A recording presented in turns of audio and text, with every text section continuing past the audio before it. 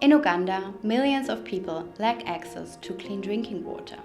To make water safe, many households boil it over an open fire, releasing large amounts of carbon emissions.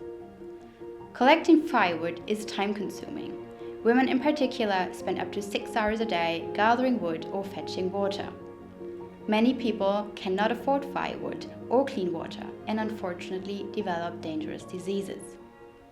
This project changes that. The Lango Safe Water Project repairs broken wells and ensures their long-term maintenance, providing reliable access to drinking water. Without the need to burn firewood, carbon emissions are reduced and indoor air pollution decreases.